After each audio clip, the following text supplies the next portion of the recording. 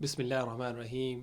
अस्सलाम वालेकुम नाज़रीन, मैं हूं आपका मेज़बान कामरान एजाज। इस शो में मैं आपके लाइव फ़ोन कॉल्स लेता हूं। अगर आपका भी इमिग्रेशन का मसला है, आप भी फ़ोन करके इस प्रोग्राम में हिस्सा ले सकते हैं। प्रोग्राम का नंबर अभी आपकी स्क्रीन के नीचे आ रहा है, 0203-475-1718 पर आप कॉल कर सकते हैं और उम्मीद है कि आपको ऐसी एडवाइस दी जाएगी जो आपके लिए फ़ायदेमंद साबित होगी। नाज़रीन, आज हम थोड़ा सा लेट हो गए हैं, सो पहले मैं जाऊँगा कॉल्स की तरफ, उसके बाद मैं शेयर करूँगा इस वीक की लेटेस्ट अपडेट। सो बगैर कोई टाइम ज़ाया किए देखते हैं हमारे पहले कॉलर कौन है। हेलो, यू लाइव ऑन है। Hello. Hello. Hello, you live on है। अस्सलाम वालेकुम। वालेकुम सलाम। सर आपसे दो सवाल करने थे जाता। जी जी, पूछिए मेरे भाई। सर अभी हम यहाँ पर है, हमारा अपना इंडिपेंडेंट हो गया और अब सिटीजन के लिए तैयारी कर रहे हैं। तो मुझे और मेरी वाइफ को इंग्लिश नहीं आती, मुझे थोड़ा सा मेंटली भी प्रॉब्लम है। ठीक है। तो उसके लिए क्या क्या हो सकता है मेरा? और दूसरा ये है कि मेरा बेटा यहाँ है, वो उनका भी सेम डॉक्यूमेंट्स है, वो पाकिस्तान नहीं जा सकते, लेकिन वो अपनी मंगेतर को बुला सकते हैं, फुल टाइम काम कर रहा है वो। वो पाकिस्तान क्यों नहीं जा सकते? और रीजन है कोई, मेरे फैमिली के लिए डेंजर है। उसको असाइलम मिला हुआ है? जी, असाइलम मुझे मिला था, मैं डिपेंडेंट हूँ तो ठीक है। नहीं नहीं, जो इसलिए आपका जो बेटा है उसको असाइलम मिला हुआ है, ये क्या क्या उसका स्टेटस है? असाइलम हमने लिया था, फिर फैमिली आई थी मेरी सारी, बुलाई थी कि वो प्रॉब्लम थे वहाँ। ठीक हो गया। ठीक है, मैं देता हूँ आपके सवाल का जवाब। और दूसरा ये है सर कि जी जी। लास्ट में भी कोरोना में मेरी बेटी आई थी, तो उनकी उम्र 28 ईयर है। तो उसका भी बड़ी मुश्किल से अल्लाह ने करा दिया था, तो वो भी आ गई। तो उनका वीजा जो है वो फैमिली क्या कहते हैं, वो ज्वाइंट फैमिली के फैमिली से रीयूनियन, है। तो या जी जी, उसको 2.5 साल का मिला है, 2.5 साल का। तो वो कितने साल बाद उसका ये होगा कि वो इंडेफिनेट मिलेगा, या वो चेंज करा सकती है अपना स्टेटस या? ठीक है, मैं देता हूँ आपके सवाल का जवाब। बहुत शुक्रिया आपके कॉल का। देखिए, जहाँ तक आपका ये पहला सवाल है कि आपको इंडेफिनिट ग्रांट होगी हुई है, लेकिन आप और आपकी जो वाइफ हैं वो इंग्लिश टेस्ट पास नहीं कर सकते। अब आप होम ऑफिस से रिक्वेस्ट कर सकते हैं कि जी हमें माफ़ की जाए ये requirement, but again it depends on a case by case basis. अगर आप कहेंगे कि जी बस मुझे एक मेंटल कंडीशन है जैसे कि डिप्रेशन, एंग्जाइटी, जो आजकल हर बंदा यही कहता है, मैं ये नहीं कह रहा कि आपको नहीं है, लेकिन आजकल आपने देखा है, आजकल हर वीडियो में, हर केस में यही बताया जाता है आपको कि साइकाइट्रिस्ट की रिपोर्ट लगा लो, बस आपका काम हो जाएगा, डन हो गया। सो आजकल हर बंदा भी जो जिससे मैं मिलता हूँ वो कहता है कि बस मुझे डिप्रेशन है, मुझे एंग्जाइटी है। और अगर इस तरह आप सबमिट कर देते हैं, 99.99% होम ऑफिस आपकी जो ये एप्लीकेशन है नेशनलिटी की, वो रिफ्यूज़ कर देगी। इसको ये नहीं मानती ए रीज़न कि आप जो लाइफ इन द यूके और इंग्लिश टेस्ट है इस वजह से सिट नहीं कर सकते। पर again it depends on your circumstances. अगर आपके पास कोई ऐसी कंडीशन है जिस वजह से आप नहीं बैठ सकते वो टेस्ट या वो नहीं पास कर सकते, फिर पॉसिबिलिटी है कि होम ऑफिस आपको और आपकी वाइफ को वो रिक्वायरमेंट माफ़ कर दे। जहाँ तक आपका ये जो दूसरा सवाल था कि आपका जो बेटा है उसको भी वीज़ा ग्रांट हुआ है और वो पाकिस्तान नहीं जा सकता, और वो अपनी वाइफ को बुलाना चाहता है फ्रॉम पाकिस्तान, वो किस तरह उसको बुलाए? यहाँ एक ही ऑप्शन मुझे नज़र आ रहा है कि अगर आपका बेटा कोई और कंट्री जाता है जैसे कि दुबई, टर्की, और वहाँ जाके शादी कर लेता है, फिर जो उसकी वाइफ है वो पाकिस्तान से अप्लाई कर सकती है for a spouse visa. So that's the best option for her. जहाँ तक आपका ये तीसरा सवाल है कि जो आपकी बेटी है उसको वीज़ा मिला हुआ है 2.5 साल का, और इसके बाद वो कब अप्लाई कर सकती है ILR के लिए? अगेन इट डिपेंड्स उसको कौन से रूट पर मिला हुआ है, 5 ईयर रूट या 10 ईयर रूट। मोस्ट लाइकली मेरे ख्याल में इसको 10 ईयर रूट पर मिला होगा, फिर 10 साल बाद ही वो अप्लाई कर सकती है। पर again I don't know exactly कौन सी एप्लीकेशन आपने सबमिट की है, किस बेस पर उसको वीज़ा दिया गया है। अगर इस family reunion will be after 5 years, but just make sure एक दफ़ा अपने सिस्टर से जाके पूछ ले, और वो फिर आपको बता सकता है कि कौन से बेस पर वो ILR अप्लाई कर सकती है। बहुत शुक्रिया आपके कॉल का। नाजरीन, देखते हैं हमारे अगले कॉलर कौन है। हेलो। अस्सलाम वालेकुम कामरान भाई। वालेकुम सलाम। कैसे हैं भाई, आप ठीक हैं? जी शुक्र अल्लाह का मेरे भाई, आप ठीक है? जी अल्हम्दुलिल्लाह। भाई मेरे दो सवाल थे प्लीज। जी जी। भाई एक तो मैंने साइलम किया था और अभी मैंने पासपोर्ट ले लिया। ठीक है। वो मैंने किया था गे पे से। फिर उसके अच्छा, बाद तो मैंने शादी कर ली पाकिस्तान में स्काइप पे। लड़के के साथ? नहीं नहीं लड़की के साथ बाद में की थी पाकिस्तान में। अच्छा, पहले लड़के के साथ की थी या क्या हुआ था? नहीं नहीं, पहले जस्ट गे पे से साइलम किया था। अच्छा अच्छा अच्छा। तो वो तो ले लिया, पासपोर्ट ले लिया। ठीक है, ठीक हो गया। तो फिर उसके बाद फिर मैंने लड़की से पाकिस्तान प्यार में हो शादी गया, कर ली ठीक स्काइप है। पे। अच्छा, माशाल्लाह, तो अभी मेरे दो बच्चे हैं। ज़बरदस्त। तो मैं अभी वाइफ को बुलाना चाहता हूँ, तो मैंने नेशनैलिटी भी ली थी, उनको नहीं बताया कि मेरी शादी हुई है। अच्छा, किसको नहीं बताया? अच्छा, होम ऑफिस को, ठीक है। जी। तो और क्या कि अभी मुझे ये लोग कुछ अप्लाई करूँगा तो ये लोग मुझे कोई ट्रबल करेंगे। ठीक है, मैं देता हूँ आपके सवाल का जवाब। बहुत शुक्रिया आपके कॉल का। Thank you. ठीक है, सो यहाँ जो आपने मुझे बताया है कि आपने के बेस पर असाइलम किया, आपको मिल गया, फिर उसके बाद आपने शादी कर ली और अभी आपके दो बच्चे हो गए, आपने नेशनलिटी के लिए भी अप्लाई किया है। जब आपने नेशनलिटी के लिए अप्लाई किया, आपने मेरे ख्याल में डिक्लेयर नहीं किया कि आप शादीशुदा थे। देखिए, पॉसिबिलिटी है कि होम ऑफिस यहाँ आपको एक हद तक पिनलाइज कर सकती है कि जब आपने नेशनलिटी के लिए अप्लाई किया था, आपने हमें रिसीव किया, आपने ये डिक्लेयर नहीं किया। बट यहाँ पर ये भी एक सवाल उठता है कि जो आपने शादी की हुई है स्काइप के ज़रिए, वैसे ही होम ऑफिस उसको भी नहीं मानती।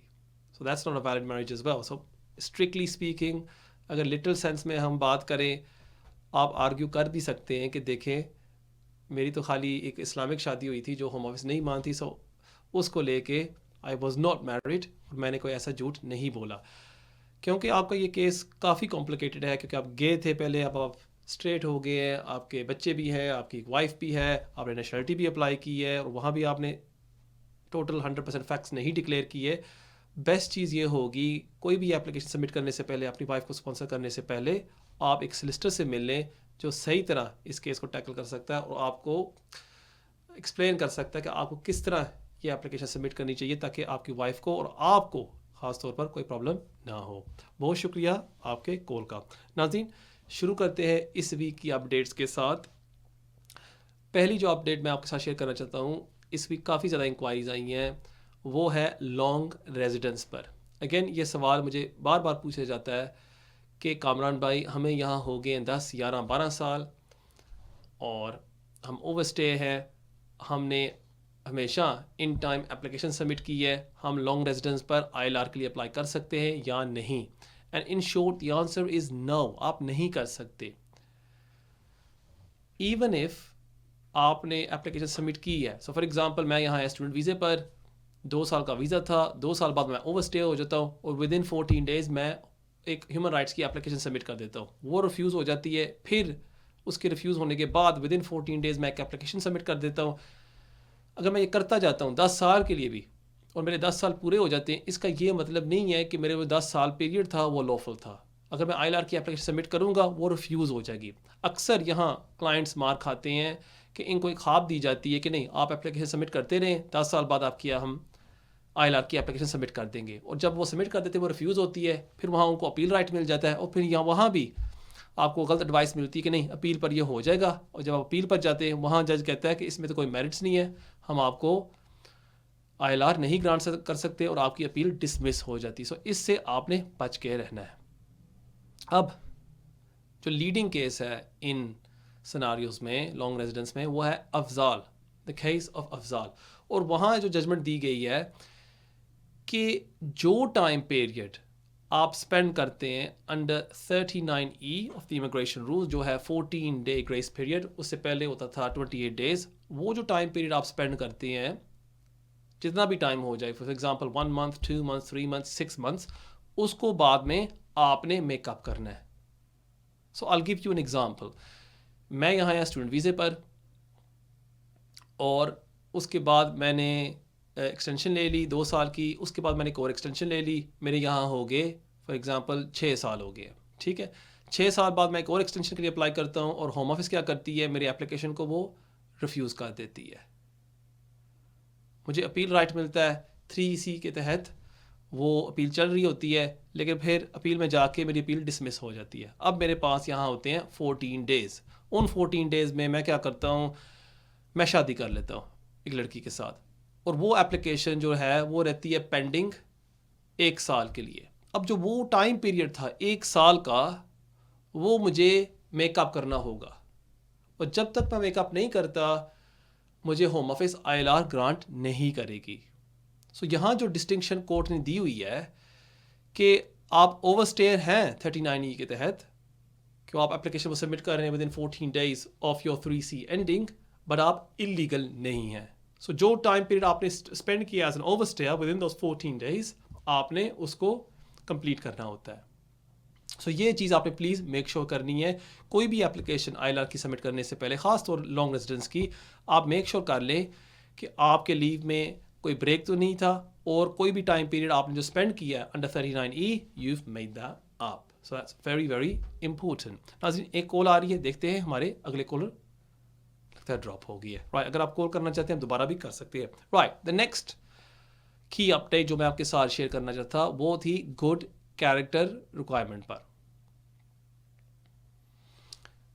कि गुड रिक्वायरमेंट क्या है। क्या लास्ट वीक मुझे ये सवाल पूछा गया था, और एसेंशली दैट्स, आपने साबित करना है कि with in the last 10 years आप यहाँ एक ओवरस्टे नहीं थे, या आपने कोई ऐसा काम नहीं किया जो ब्रीच कर रहा है इमिग्रेशन रूल्स को। अब लास्ट ईयर से पहले होता ये था कि जब आप ILR नेशनलिटी के लिए अप्लाई करते थे, होम ऑफिस चेक करती थी कि with in the last 10 years आप कोई ओवरस्टेयर तो नहीं थे। सो फॉर एग्जांपल, आज की डेट क्या है, आज की डेट है 6 अक्टूबर। सो अगर आज मैं नेशनलिटी के लिए अप्लाई करता हूँ, होम ऑफिस चेक करती थी कि 6 अक्टूबर 2013 से लेके 5 अक्टूबर 2023 तक, इस दौरान मैंने कोई भी टाइम पीरियड ओवरस्टे किया है या नहीं। अगर मैंने किया होता, होम ऑफिस मेरे नेशनलिटी एप्लीकेशन को वो रिफ्यूज़ कर देती थी। और बेशुमार लोग आपने देखे होंगे शो पर, आपके दोस्त होंगे या आपको आपके कोई जानने वाले होंगे जिन्होंने आपको बताया होगा कि हमने नेशनलिटी की एप्लीकेशन सबमिट की है और वो रिफ्यूज़ हो गया, और इस वजह से होती थी कि आपने यहाँ ओवरस्टे किया। पर लास्ट ईयर होम ऑफिस ने ये रूल्स चेंज कर दिए। उन्होंने कहा कि अगर किसी शख्स ने ओवरस्टे किया है with in the last 10 years, this will not be a ground for refusal.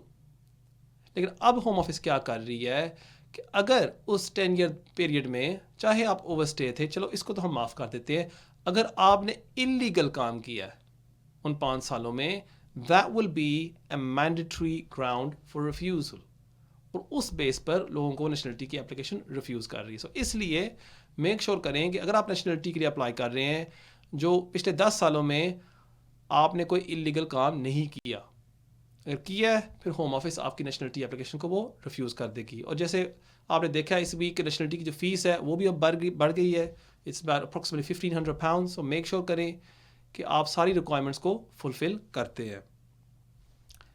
Right, next update वो है EUSS एप्लीकेशंस पर। अभी भी आप एप्लीकेशन सबमिट कर सकते हैं। ज़म्ब्रानो की जो एप्लीकेशन है वो 8 अगस्त से तो होम ऑफिस ने उसको बंद कर दी है। सो पहले ये ज़म्ब्रानो की एप्लीकेशन लोग सबमिट करते थे और वहाँ आपको वर्क की परमिशन भी मिल जाती थी, लेकिन अब वो एप्लीकेशन तो बंद हो गई है। नाउ अभी भी आप एप्लीकेशन सबमिट कर सकते हैं अगर आपके पास है एक यूरोपियन स्पाउस, यूरोपियन पार्टनर, या अगर आप अप्लाई करना चाहते हैं रिटेन राइट के लिए। अभी जो मेन प्रॉब्लम मुझे नज़र आ रही है क्लाइंट्स के लिए वो है द वैलिडिटी रिक्वायरमेंट्स, कि होम ऑफिस आजकल क्लाइंट से, एप्लीकेंट से ये सवाल पूछ रही है कि आप लेट क्यों अप्लाई कर रहे हैं। डेडलाइन थी 30 जून, उसके बाद आप अब क्यों अप्लाई कर रहे हैं। और अगर होम ऑफिस सेटिस्फाइड नहीं है आपके एक्सप्रेशन के साथ, होम ऑफिस आजकल उन एप्लीकेशंस को इनवैलिड करके रिजेक्ट कर रही है। सो मेक श्योर करें कि आपके पास एक वैलिड रीज़न है। दूसरी चीज़, अभी भी लोग समझ रहे हैं कि वो वीज़ा ले सकते हैं कि अगर वो एक यूरोपियन नेशनल के साथ थे एक रिलेशनशिप में as an unmarried partner, and unfortunately आप वीज़ा इस बेस पर हासिल नहीं कर सकते। तो मैं आपको एक मिसाल देता हूँ। मैं हूँ एक पाकिस्तानी नेशनल, मैं था एक रिलेशनशिप में एक रोमेनियन खातून के साथ एज अनमैरिड पार्टनर, अभी भी मैं उसके साथ हूँ एक रिलेशनशिप में, और मैं अभी सबमिट कर देता हूँ एक यूएसएस एप्लीकेशन। यहाँ होम ऑफिस मेरी एप्लीकेशन को रिफ्यूज़ कर देगी, क्योंकि उनकी जो रिक्वायरमेंट है कि आपके पास 2016 रेगुलेशंस के तहत एक वैलिड डॉक्यूमेंट होनी चाहिए, जो है एक रेजिडेंस कार्ड। और अगर मेरे पास नहीं है एट दिस टाइम और मैं अप्लाई भी कर लेता हूँ, होम ऑफिस मेरी एप्लीकेशन को रिफ्यूज़ कर देगी। और फिर प्रॉब्लम यहाँ क्या आ रही है, जो क्लाइंट्स हैं वो एप्लीकेशन सबमिट तो कर रहे हैं, रिफ्यूज़ हो जाती है, उनको ये गलत एडवाइस दी जा रही है कि आप इसको अपील कर रहे हैं, अपील में आप जीत जाएंगे। एक तो है ना आप रिक्वायरमेंट्स को फुलफिल करते हैं, वो तो वाजे हैं, वेरी क्लियर कि no you must have a valid document before applying, वो तो आपके पास नहीं है कि आप यहाँ एक ओवरस्टे है। और दूसरा जो प्रॉब्लम आ रही है एप्लीकेंट्स को, वो है कि उनको एडवाइस दी जाती है कि चल अपील में जाके आप ह्यूमन राइट्स की ग्राउंड्स दर्ज कर देना, कि raise the ground of human rights, कि आप और आपकी जो पार्टनर हैं वो यहाँ आपने अपनी फैमिली लाइफ इस्टेब्लिश कर ली है, आपको ह्यूमन राइट्स बेस पर वीज़ा दिया जाए। Now remember something guys, EU applications में, EUSS एप्लीकेशंस में जब तक होम ऑफिस एग्री नहीं करती कि आप ह्यूमन राइट्स के सबमिशंस दर्ज कर सकते हैं, आप उस ग्राउंड को रेज नहीं कर सकते। और 99.99% होम ऑफिस इसके लिए इजाज़त नहीं देती, क्योंकि उनको पता है कि अगर हम दे देते हैं फिर चांसेस ज़्यादा है कि आपको वीज़ा मिल जाएगा। So please be aware of that. अगर आपके पास एक यूरोपियन नेशनल के साथ, आप एक यूरोपियन नेशनल के साथ रिलेशनशिप में हैं, the best route might be to make an application under the immigration rules, for example, Appendix FM. But then bear in mind, अगर आप एक एप्लीकेशन सबमिट करते हैं with the European National under Appendix FM, जो insurmountable obstacles का test है, उसको भी आपने सेटिस्फाई करना होगा, वरना अगेन होम ऑफिस आपके एप्लीकेशन को रिफ्यूज़ कर देगी। नाजरीन, देखते हैं हमारे अगले कॉलर कौन है। Hello, you live on air. Hello जी, अस्सलाम वालेकुम। वालेकुम सलाम जी, कैसे हैं भाई? ठीक है जी, शुक्र अल्लाह कमर भाई, आप ठीक हैं? जी, मैं ठीक हूँ। मैंने अप्लाई करना था डिपेंडेंट वीज़ा, मेरी वाइफ उधर है यूके में, ठीक है, मास्टर डिग्री कर रही हैं। ठीक है। तो अभी इन्होंने कोई नया लॉ किया है पिछले महीने से शायद, कि आपको कोई 2 साल के प्रूफ शो करने हैं उसके लिए। राइट जी, और मेरे पास एक प्रूफ है 2021 का कोरोना टेस्ट मैंने किया था, वो है। ठीक और है। इस आप साल शादीशुदा के हैं? भी हैं, लेकिन जी शादीशुदा हूँ। ठीक है। तो इस साल के भी प्रूफ है मेरे पास, बैंक स्टेटमेंट है और टीबी टेस्ट पे भी होगा प्रूफ, लेकिन 2022 का कोई मेरे पास प्रूफ नहीं है। तो उसको कैसे किया जा सकता है? ठीक है, मैं देता हूँ आपके सवाल का जवाब। बहुत शुक्रिया आपके कॉल का। अभी तक मैंने तो नहीं पढ़ा कि इसमें कोई नया चेंज आया, हो सकता है मैंने मिस कर दिया हो, so for that I apologise. So इस क्वेश्चन पर मैं अभी जवाब नहीं दूंगा, इंशाल्लाह नेक्स्ट वीक के शो में मैं आपका जवाब ज़रूर दूंगा। Thank you for calling. नाज़रीन, देखते हैं हमारे अगले कॉलर कौन है। Hello hello. अस्सलाम वालेकुम कमरान भाई। वालेकुम सलाम। ठीक है भाई, खैरियत है? जी शुक्र अल्लाह कमर भाई, आप ठीक हैं?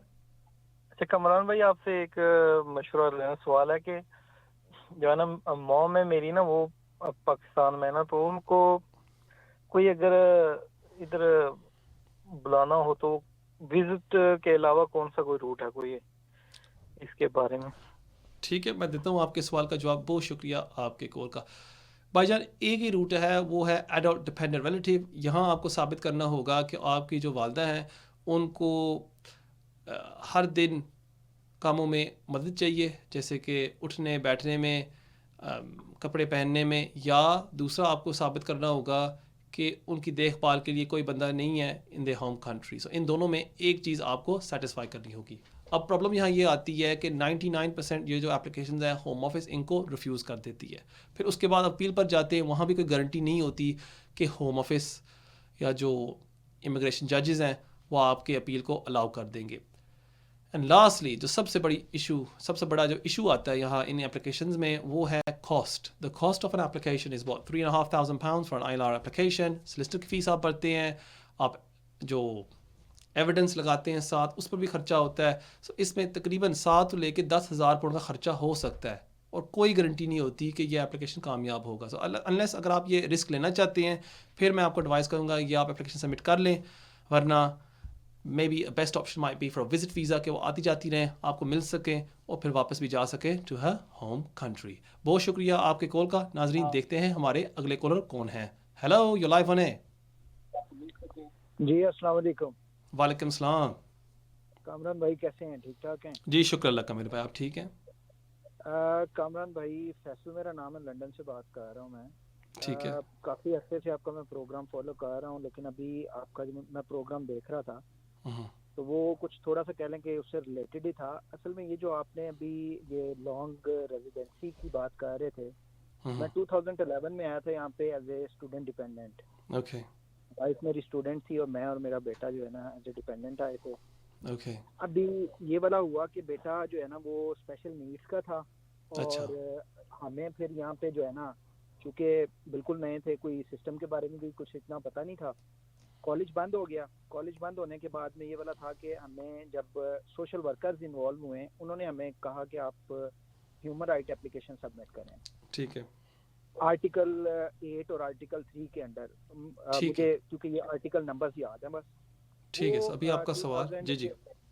जी 2012 में जो है ना मैंने वो अप्लाई कर दिया था। मेरा 2013 तक वीज़ा था, ठीक है, वीज़ा ख़त्म होने से पहले।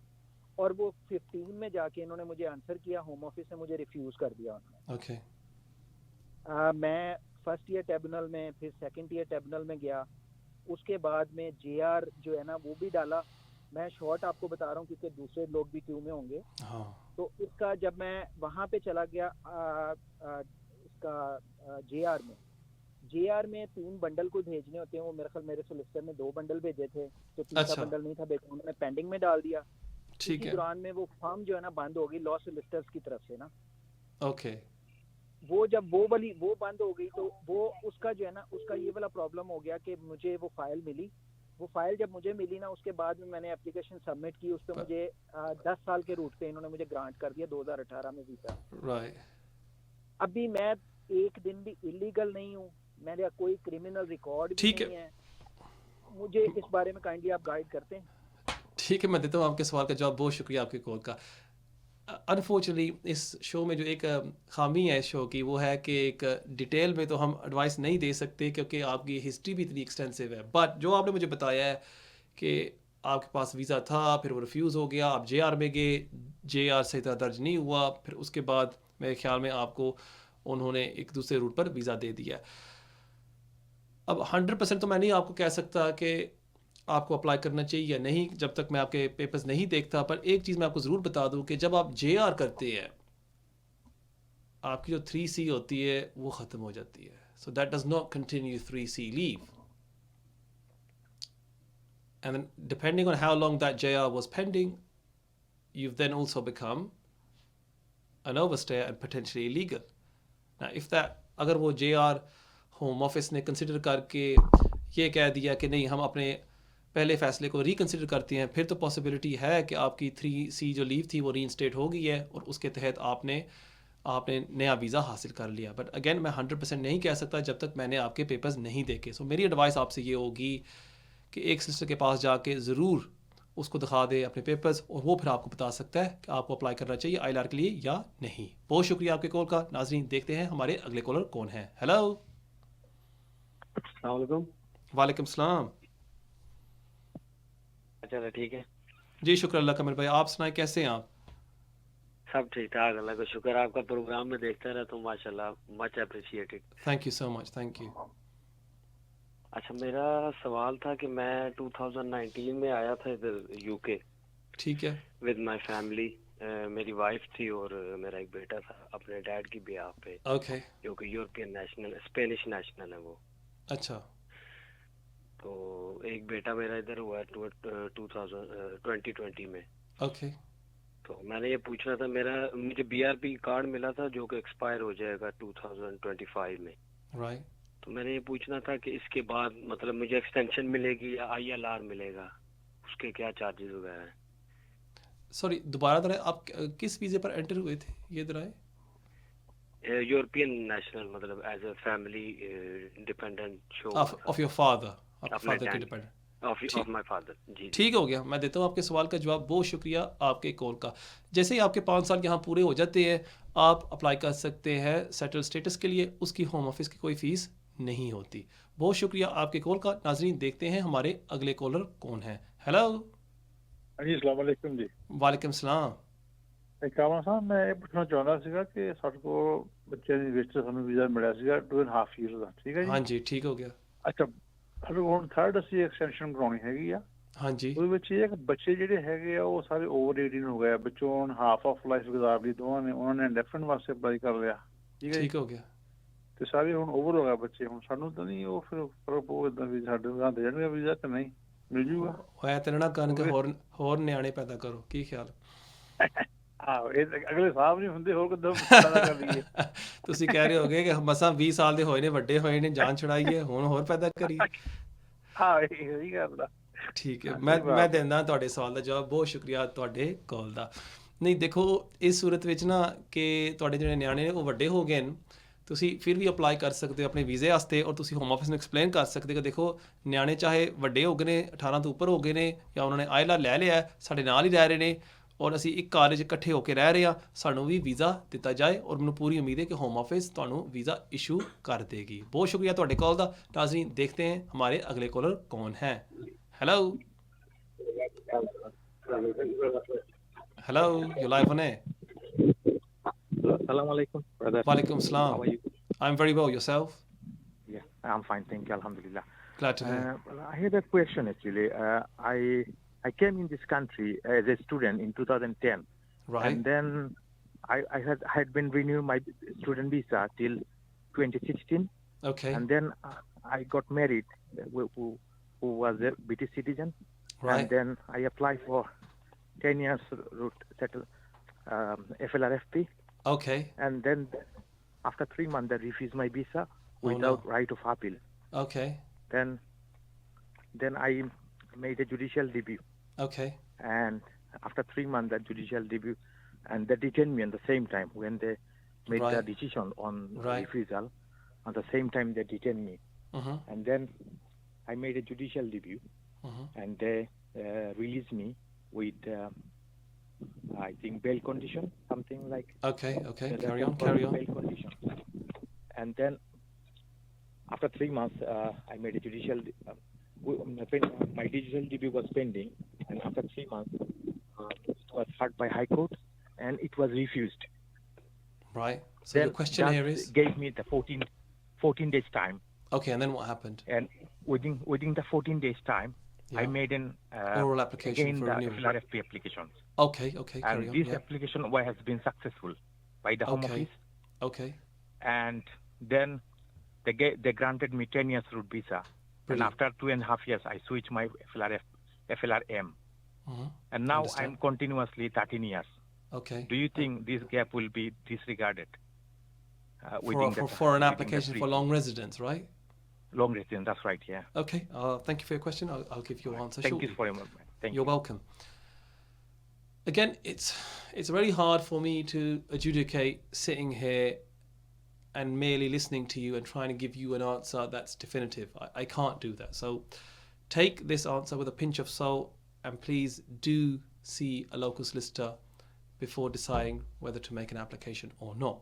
Now, given what you've told me, you came here as a student, you got subsequent extensions. I think you made an application to switch, which was refused. You then made a judicial review application. You were detained. It's quite an extensive immigration history that you have. From the sounds of it, it would appear to me that you became an overstayer. Your JR was refused, which also confirms to me not only were you an overstayer, but your 3C leave came to an end. And therefore, potentially, there was a break in your residence. Subsequent to that, you've then been granted leave on the basis of your spouse, which you've then switched to the 5-year route. That's all secondary. What we've got to establish is, was there a break in your leave?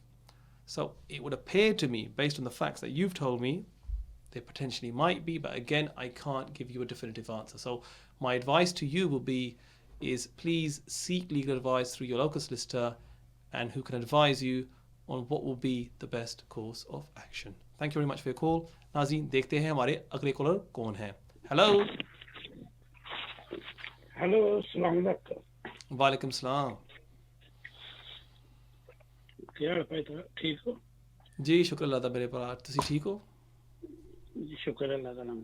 भाई ना मेरा एक सवाल है छोटा जिहा. जी जी. मेरे बच्चे ਹੁੰਦੇ ਨੇ ਕਿਸੇ ਦੂਸਰੀ ਕੰਟਰੀ ਚ. ਮੈਂ 2011 ਚ ਇੱਥੇ ਆਇਆ. ठीक हो गया. ਨਹੀਂ 13 ਚ ਆਇਆ. ਹਾਂਜੀ.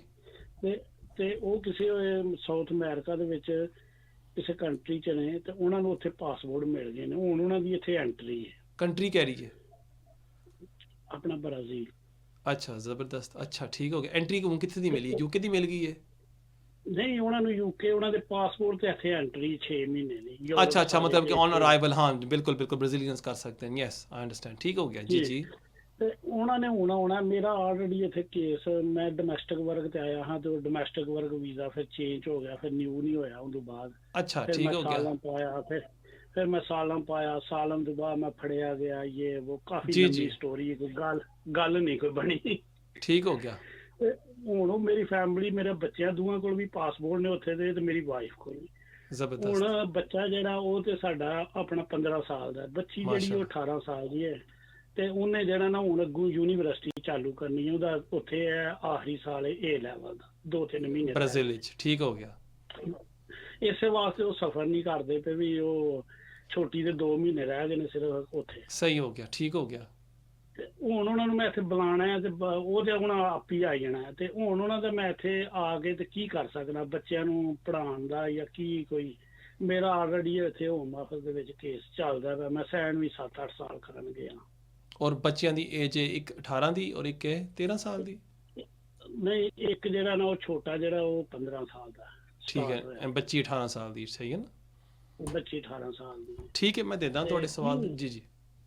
ਤੇ ਨਾ ਮੈਂ ਤੁਹਾਨੂੰ ਕੋਈ ਮਿਲਣਾ ਹੋਏ ਜਾਂ ਮਸਲੇ ਤੁਹਾਡੇ ਕੋਈ ਹਿਸਾਬ ਕਿਤਾਬ. ਅਸੀਂ ਹਾਜ਼ਰ ਹਾਂ ਤੁਹਾਡੇ ਵਾਸਤੇ. ਜਦੋਂ ਦਿਲ ਕਰੇ ਤੁਸੀਂ ਆ ਜਾਓ. ਸਾਡਾ ਦਫ਼ਤਰ ਇਲਫਰਡ 'ਚ. ਤੁਸੀਂ ਕਿੱਥੇ ਰਹਿੰਦੇ ਹੋ? ਮੈਂ ਵੀ ਇਲਫਰਡ ਰਹਿਣਾ ਵਾ. ਇਲਫਰਡ ਲਾਈਨ ਤੇ ਰਹਿੰਦਾ. ਦੇਖ ਲਓ ਸਾਡੇ ਹਮਸਾਏ ਹੋ ਕੇ ਤੁਹਾਨੂੰ ਨਹੀਂ ਪਤਾ ਸੀ ਕਿੱਥੇ ਹੁੰਦੇ. ਅਸੀਂ ਕ੍ਰਾਈਮਬੁੱਕ ਰੋਡ ਤੇ ਆ. ਤੁਸੀਂ ਆਓ. ਨਹੀਂ ਹੁਣ ਤੇ ਅਸੀਂ ਤੁਹਾਨੂੰ ਇਲਫਰਡ ਲੇਨ ਦੇ ਸਮੋਸੇ ਵੀ ਖਵਾਵਾਂਗੇ. ਠੀਕ ਹੈ. ਔਰ ਅੱਜ ਕੱਲ 139 ਕ੍ਰਾਈਮਬੁੱਕ ਰੋਡ. ਸ਼ਾਮ ਨੂੰ ਕਿੰਨੇ ਵਜੇ ਤੱਕ ਹੁੰਦੇ ਹੋ? ਅਸੀਂ ਹੁੰਦੇ ਆ 5-5:30 ਤੱਕ. ਠੀਕ ਹੈ ਨਾ? ਤੁਸੀਂ ਕੋਸ਼ਿਸ਼ ਕਰੋ ਕਿ ਉਸ ਤੋਂ ਪਹਿਲਾਂ ਆ ਜਾਓ ਔਰ ਇਨਸ਼ਾਅੱਲਾ ਤੁਹਾਨੂੰ ਸਮੋਸੇ ਵੀ ਖਵਾਵਾਂਗੇ, ਚਾਹ ਵੀ ਪਿਆਵਾਂਗੇ. ਔਰ ਅੱਜ ਕੱਲ ਤੇ ਟੀਵੀ ਵੀ ਰੱਖੇ ਆ. ਜਿਹਨੇ ਕ੍ਰਿਕਟ ਦੇਖਣਾ ਹੈ ਉਹ ਸਾਡੇ ਨਾਲ ਬੈਠ ਕੇ ਕ੍ਰਿਕਟ ਵੀ ਦੇਖ ਸਕਦੇ ਨੇ. ठीक है ठीक है मैं प्रोग्राम बना लेना वा ते फिर हाँ जी बंद होना नेक्स्ट वीक दे विच जेड़ा ठीक है मैं देता हूँ आपके सवाल का मैं देना थोड़े सवाल का जवाब. ठीक है जी बहुत शुक्रिया अंकल जी थोड़े कॉल का. हाँ जी आप सुन रहे हैं कि हमने टीवी लगाया हुआ है वर्ल्ड कप के लिए. जिसने वर्ल्ड कप देखना है वो आ सकते हैं हमारे दफ्तर. चाय भी मिलेगी आपको, समोसे पकौड़े भी दे देंगे और आप सुकून के साथ मैच भी देख सकते हैं. So open invitation to everyone who wants to watch. जहाँ तक अंकल का सवाल था ये कि ये यहाँ रह रहे हैं पिछले 10 सालों से और इनके जो वाइफ हैं और बच्चे हैं वो ब्राज़ील में रह के उन्होंने आई थिंक नेशनलिटी ले ली है और अब वो सोच रहे हैं यहाँ आने के लिए उनके लिए क्या बेस्ट ऑप्शन होगी. अंकल जी मेरी आपसे ये गुजारिश होगी कि प्लीज़ उनको आप विज़िट वीज़े पर ना लेके आएँ यहाँ, क्योंकि वो ना तो स्विच कर सकेंगे और आपकी तरह अनफॉर्चुनेटली वो धक्के खाएंगे. क्योंकि माशाल्लाह उनके पास अब ब्राज़ीलियन पासपोर्ट है, उनके पास अच्छी एजुकेशन है. मे बी उनके लिए बेस्ट ऑप्शन ये हो कि फ़िलहाल तो वो आते जाते रहे विज़िट पर, आपको मिल लें, वाइफ भी आपको मिल सकती हैं. लेकिन अगर आप उनको यहाँ सेटल करवाना चाहते हैं बेस्ट ऑप्शन होगी स्टूडेंट वीज़े पर उनको बुलवा लें या कोई वर्क परमिट रूट. जब आपका जो छोटा बच्चा है वो 18 का हो जाता है वो भी उसका फ़ायदा उठा सकता है. जो आपकी बच्ची है वो तो 18 हो गई है वो तो फौरी तौर पर अप्लाई कर सकती है. So that might be the best option for your children.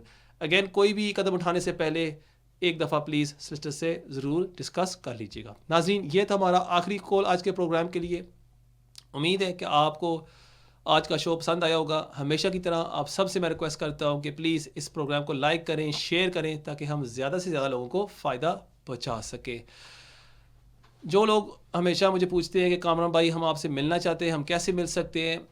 It's very easy. आप हमारी वेबसाइट पर जा सकते हैं www.kamranandcosolicitors.com पर. वहाँ आप क्लिक करें बुक कंसल्टेशन. अगर आप मुझे इन पर्सन मिलना चाहते हैं वहाँ बुक कर सकते हैं या अगर आप ऑनलाइन कंसल्टेशन जूम के ज़रिए करना चाहते हैं वो भी आप कर सकते हैं। दूसरा जो तरीका है वो आप हमारी रिसेप्शनिस्ट को फ़ोन कर सकते हैं ऑन 07818 100 पर। अगेन मैं रिपीट करता हूँ 07818 पर आप उसको कॉल कर सकते हैं, वो भी आपके लिए बुकिंग कर सकती है। हमारा एड्रेस है Kamran and co solicitors 139 Cranbrook road, Ilford, Essex, IG1 4PU। Nearest station is Ilford Station on the Elizabeth line. हमारा ऑफिस नंबर है 0207 183 8888। Thank you for watching. इंशाल्लाह ताला हमारी मुलाकात होगी अगले हफ्ते इसी टाइम 6 से लेकर 7 बजे सिर्फ और सिर्फ यूट्यूब और फेसबुक पर।